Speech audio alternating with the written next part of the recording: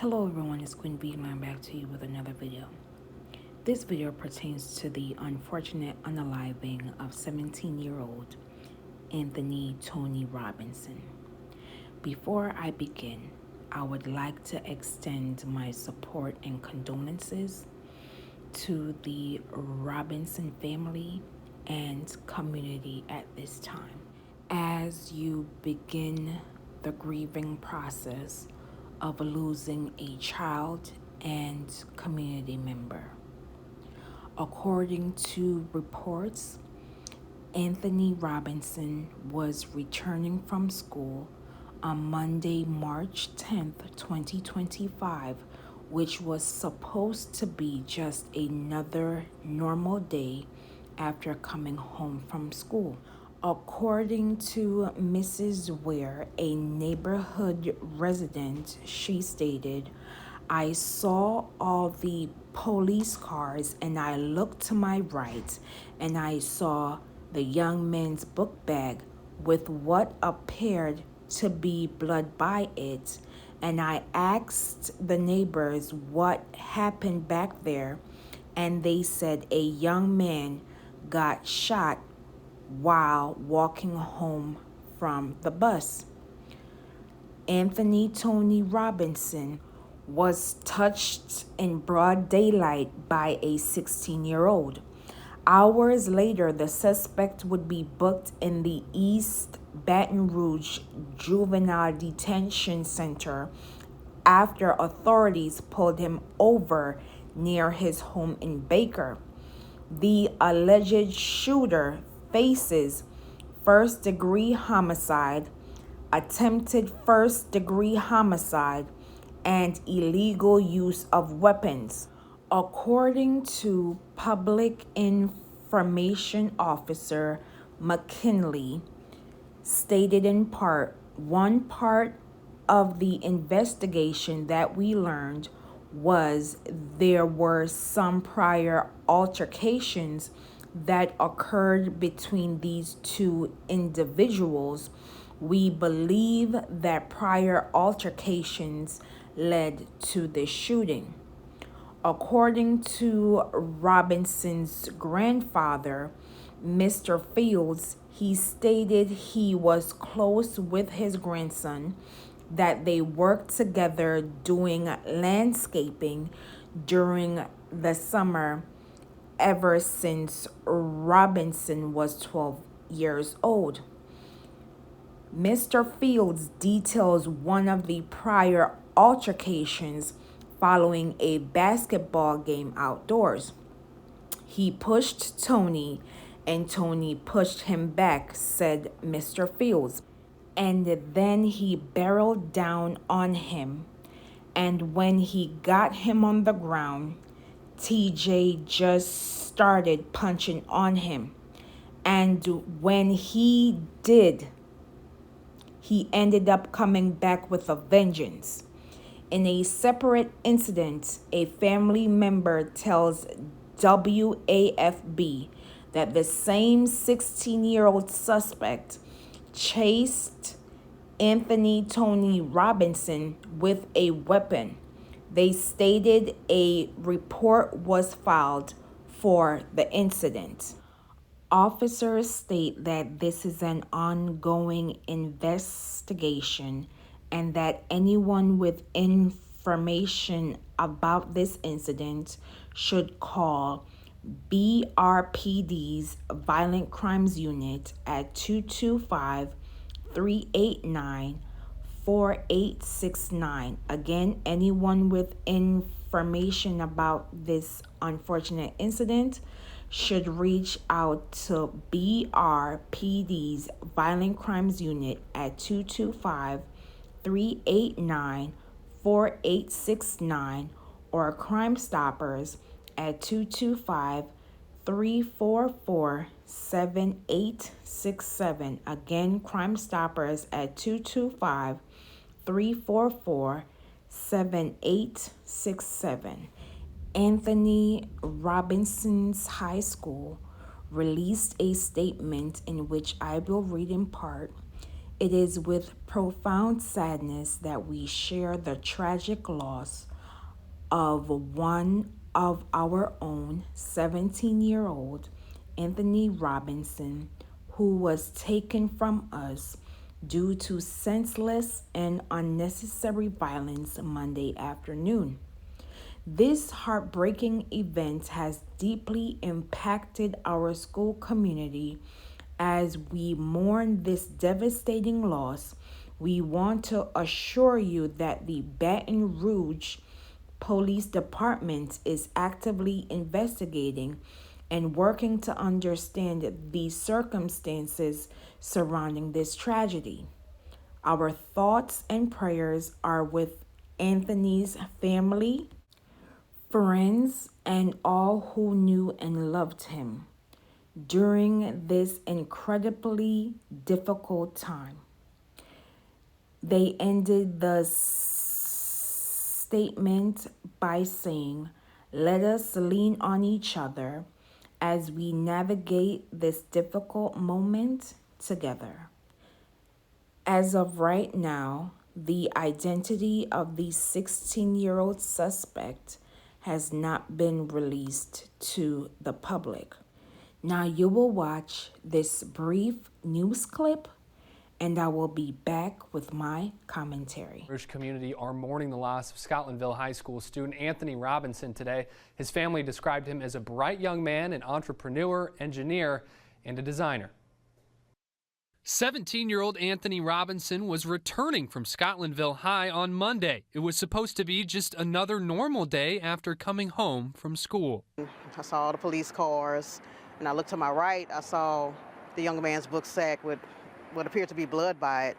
And I asked the neighbors back there what happened, and they said a young man got shot walking home from the bus. Robinson was gunned down in broad daylight by a 16-year-old. Hours later, the suspect would be booked into the East Baton Rouge Juvenile Detention Center after authorities pulled him over near his home in Baker. The alleged shooter faces charges of first-degree murder, attempted first-degree murder, and illegal use of weapons. One part of the investigation that we learned, there was some prior altercation that occurred between those two individuals, and we believe that prior altercation led to this shooting. Robinson's grandfather, Ted Field, says he was close with his grandson, who he calls Tony or TJ.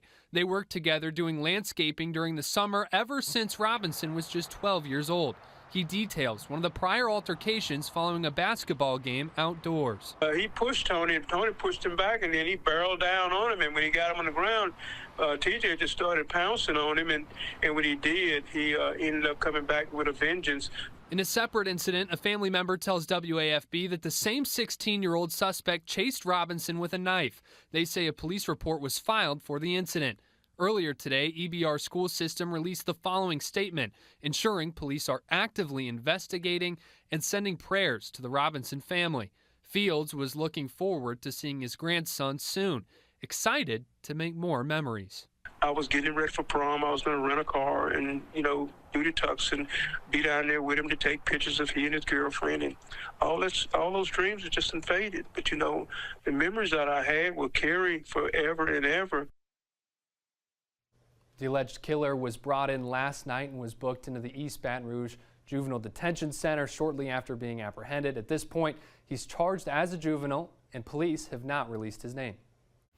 Again, continued condolences and support for the Robinson family at this time. I cannot even begin to imagine the pain, the horror that you guys are experiencing and the community as a whole is experiencing at this time. 17 years old, a future so bright, but yet it was taken away by someone that Anthony Tony Robinson had an issue with. Coming up, when you and another child had issues and a fight occurred, someone won, someone lost. And guess what? The next day comes and you move on. Sometimes your parents got involved The vice principal had to be the mediator, and both sides had to agree to moving on. Nowadays, when a fight goes down and somebody loses, they take it upon themselves to make sure to ending the other person's life. We have to get out of this dangerous mentality of taking somebody out because you lost a fight. You win some, you lose some, but you get to fight another day. This unfortunate incident could have been avoided had the 16-year-old defendant used his energy for something else. Had he found another outlet to take out his anger, because this 16-year-old defendant clearly had nothing to lose. And we must be mindful of persons who have nothing to lose, because they will make it their mission to harming persons without consequences. A burning question for me is, how did this minor get a handle of this illegal weapon?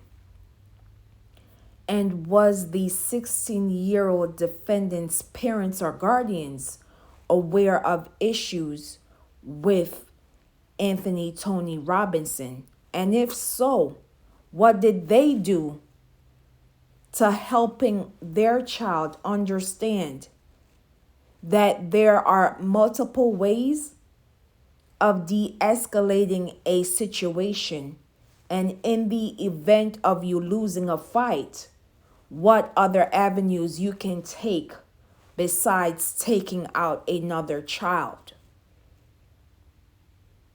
These are the questions that we must ask.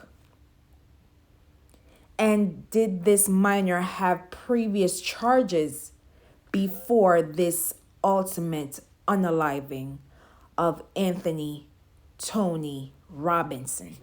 As the adults within the community, it is our responsibility to talk to our babies about de-escalating situations as they are temporary, and reminding them that these temporary situations can become permanent when we make decisions that can alter and hurt persons within our community and can have long-lasting effects for years and decades to come. It is our duty as the adults to ensure that our babies can have a future in which they can thrive and survive within our communities. According to the Every Town Support Fund organizations, weapons are the leading cause of homicide for Black children and teens, with more than 2,000 being unalived with weapons each year. That's 6 Black children and teens per day. An estimated 1,800 Black children and teens are unalived by weapon each year, accounting for 5 out of the 6 Black children and teens that are unalived by weapons each day in the United States. Black children and teens are nearly 6 times more likely to be unalived by weapons, and more than 18 times more likely to be unalived by a weapon homicide than white children and teens of the same age. Every 6 hours, a Black child or teenager is unalived by homicide in the United States. Again, I'm posing the question: how many more of our babies must we lose before we say enough is enough? How many more of our future governors, presidents, CEOs, teachers, innovators, accountants, judges, entrepreneurs, civil rights activists must we lose before we say enough is enough? When will we in the community ensure that our babies have the same bright future as everyone else's? When will we ring the alarm and say enough? How many more are we willing to lose before we say enough is enough? Protect Black children. Say their names, known and unknown. Say his name, Anthony Tony Robinson. Justice for Anthony Tony Robinson. And as always, please be safe out here, and I will see you in the next video.